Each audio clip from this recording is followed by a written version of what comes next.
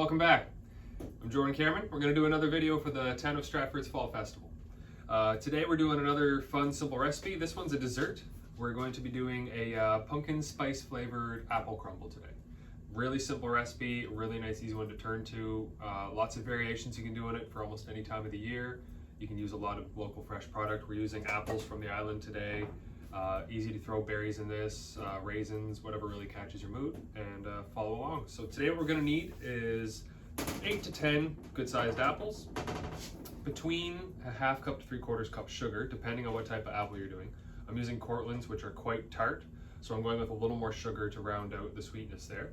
We're also going to throw about a 1/4 cup of flour in with our diced up apples in the sugar, and that'll help kind of thicken that up and create more of a sauce for whenever it bakes off.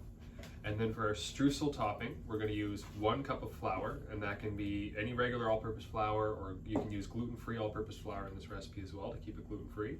About 3/4 cup of brown sugar, a half cup of rolled oats, and we're also going to be using some pumpkin spice in here today. We're making our own pumpkin spice, which is super easy. So we're going to use about a half teaspoon of cinnamon, a 1/4 teaspoon of ginger, and then just a pinch of nutmeg and a pinch of cloves. And that combined together into the flour will make a really nice pumpkin spice flavor. And then we're going to bake those off, and you can top it off with whatever type of dessert, frozen dessert topping you like, ice cream, frozen yogurt, even just a nice vanilla yogurt's nice on top of it. Alright, so let's get started. First thing we need to do is we're going to peel our apples. This could take a little while, so we're going to do the magic of editing next. So now we have all of our apples peeled. We're going to go ahead and start dicing them up. If you prefer to use a cutting board and a larger knife, that's absolutely an option. I like to just kind of go handheld with a smaller paring knife or utility knife. And so what we're going for here is kind of thinner slices. Any shape will do. And it's okay to have a bit of variation in the different sizes of pieces, because that way they'll cook up to different consistencies, and that'll bring a little more texture to the dish. Another way you can bring more texture and more flavor to the dish would be use 2 variations of apple as well.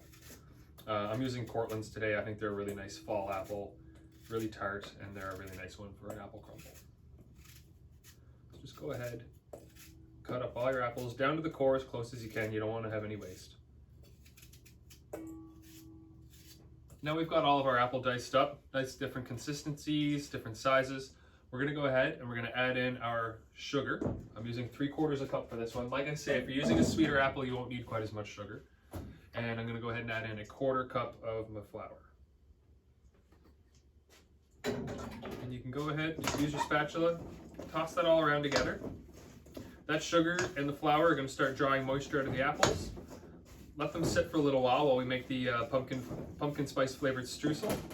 And this will get a lot more moist, and it'll also thicken up because of the flour content. And as it bakes, that'll draw more of the moisture out, and with that flour and sugar in there, you'll get a nice kind of syrupy consistence, and it'll be a really nice kind of gooey, sweet apple dessert.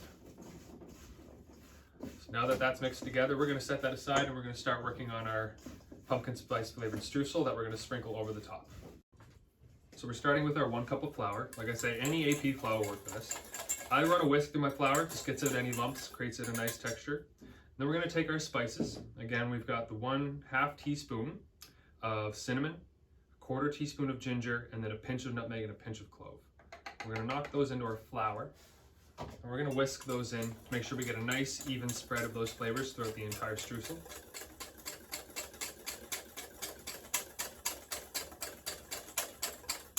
Perfect. And you can go ahead and add in your oats, add in your sugar, and at this point you can just use a wooden or metal spoon to kind of stir them together.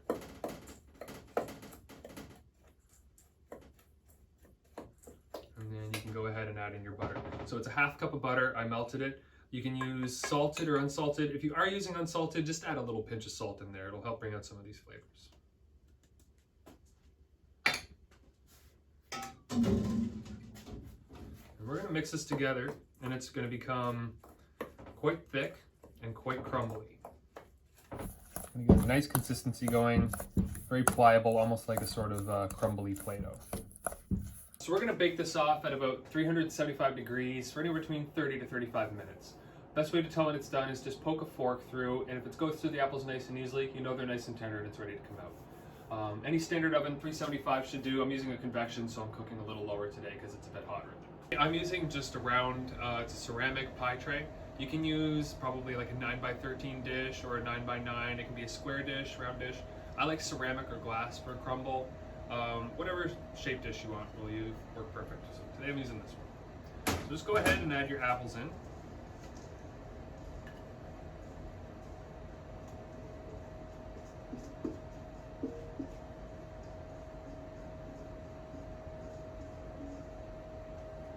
And there should be some of that kind of nice syrupy sauce you've made with the flour and the sugar.